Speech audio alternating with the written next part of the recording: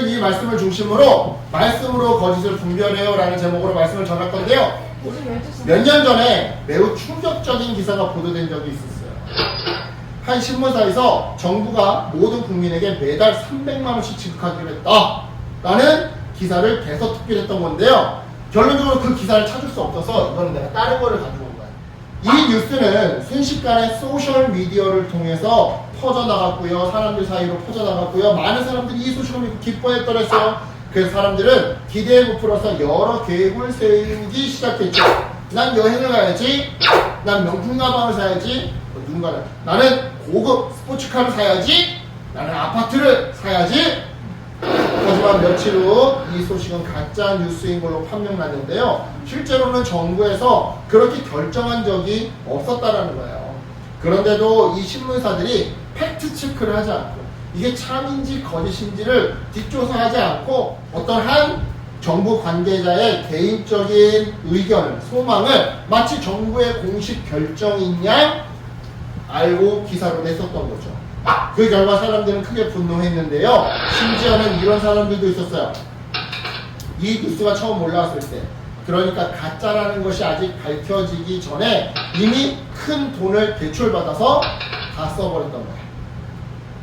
이자랑 원금을 많이 갚게 된다 하더라도 실제로 정부가 한 달에 300만 원씩 준다라고 하면 그 돈 받아서 충분히 갚을 수 있을 거라고 생각했던 거죠. 자, 하지만 실제로 이 뉴스는 어떤 뉴스였다고요? 가짜 뉴스. 결국 이 사람은 엄청난 빚을 지고 빚 독촉과 생활고를 겪어야 했는데요. 여러분, 이처럼 가짜 뉴스는요, 많은 사람에게 큰 피해를 줘요. 즉, 우리가 믿고 의지하는 정보가 거짓일 때 그것이 가져오는 혼란과 피해는 매우 크더라 이 말이죠. 오늘 우리가 살펴볼 예레미야 28장에도요 이처럼 거짓 정보로 인한 혼란과 피해가 등장하는데요. 정말 그러한지 우리 본문 속으로 들어가 볼게요. 자, 때는 시드기야 왕. 시드기야 왕이 이 왕, 그지? 마지막 왕이겠지. 시드기야 왕이 남유다를 통치하던 시기였어요. 그러니까 남유다의 마지막 왕이야. 거짓 선지자인 하나냐가 나타나서 예레미야와 다른 선지자들 앞에서 이렇게 거짓 말씀을 예언했죠. 만군의 여호와 이스라엘의 하나님께서 저에게 말씀하셨어. 나 여호와가 바벨론의 왕 느부갓네살이 이곳에서 빼앗아 바벨론으로 옮겨간 여호와의 성전 모든 기구들을 2년 안에 다시 이곳으로 되돌려 오리라 라고 말이요. 자, 여러분, 이 예언은요 일단 참 거짓을 떠나서 문자적으로 어떤 의미냐면요, 문자적으로는 하나님 바벨론 왕의 멍에 곧 그의 권력을 꺾어버리시겠다라는 의미였어요. 즉 하나냐는 2년 뒤에 하나님이 바벨론을 멸망시키시고 그동안 포로로 끌려갔던 남유다의 우리 이웃들, 가족들, 친척들을 다시 이 남유다 땅으로 돌아오게 하실 것이라고 거짓 예언을 했던 거죠. 하나님은 전혀 그럴 뜻이 없는데, 하나님은 전혀 그러시지 않을 건데. 그러니까 사람들이 비록 듣기 좋은 말이었겠지. 왜냐면 내 가족, 친척이 포로로 끌려갔어. 2년 안에 다시 되돌아온대. 그러니까 사람들이 얼마나 듣고 싶은 말이겠어. 듣기 좋은 말이겠어. 하지만 하나님은 그런 뜻이 전혀 없었어. 그러니까 사람들이 듣고 싶다고, 사람들이 듣고 싶어하는 말을 거짓말로 했던 거야. 이에 예레미야는요 이렇게 말했는데요. 하나님께서 하나냐 당신의 예언대로 그렇게 해주신다면 얼마나 좋겠어. 나도 당신 말처럼 그렇게 되길 바라오. 포로로 끌려갔던 내 친척 이웃들이 다시 되돌아오길 바라오. 하지만 오래전부터 많은 예언자들은 당신이 말하고 있는 평화와는 반대로 재앙이 이 땅 가운데 닥칠 것을 예언했었어. 나를 비롯해서 말이오. 그래서 사실은 조금 당황스럽고 의심스럽기까지 한다. 원래 평화를 예언하는 선지자는 그 말이 성취된 후에야 주님이 보내신 참된 예언자로 인정받는다고 하였으니 그대가 정말 참 선지자라면 2년 뒤에 당신이 예언한 것과 동일한 사건이 일어나게 될 것이오. 자, 이 말에 하나냐는 화가 났어요. 감히 나를 의심해. 그래서 그는 예레미야의 목에 있는 멍에를 빼앗아 꺾어버렸는데요. 이어서 그는 백성들한테 이렇게 말했어요. 여호와 하나님께서 내게 2년 안에 모든 나라에서 바빌로니아 느부갓네살 왕의 멍에를 벗겨 이처럼 꺾어버리겠다고 분명하게 말씀하셨다. 자, 이처럼 하나냐가 자기 뜻을 굽히기는커녕 오히려 사람들 앞에서 쇼맨십을 보여줘가면서까지 마치 진실인 양 거짓 예언을 남발하자 예레미야는 더는 그 꼴을 보기가 싫었어요. 그래서 그 자리를 떠났는데요. 그 순간 하나님이 예레미야에게 말씀하셨어요. 하나냐야, 가서 이렇게 전하거라. 네가 나무 멍에를 꺾었으나 그 대신에 쇠 멍에를 만들어야 할 것이다. 내가 이 모든 나라의 목에 쇠 멍에를 씌울 것이다. 그리하여 그들이 바빌로니아 왕 느부갓네살을 섬기고 그의 종이 되게 할 것이다. 이 말씀을 들은 예레미야는요, 가던 길을 멈추고 방향을 돌려 다시 하나냐에게 갔어요. 가서 방금 들은 대로 하나님의 말씀을 전했죠. 이어서 예레미야는 이렇게 말했는데요. 하나냐여, 들으시오. 여호와께서는 당신을 보내지 않으셨소. 그러니까 당신은 가짜 선지자요. 그런데도 당신은 이 백성들이 거짓말을 믿게 만들었어. 그러므로 여호와께서 이렇게 말씀하셨소. 보아라, 내가 곧 너를 이 땅에서 없애버리겠다. 하나냐, 너를 이 땅에서 없애버리겠다. 너는 올해 죽을 것이다. 네가 여호와를 배반하도록 백성들에게 가르쳤기 때문이다.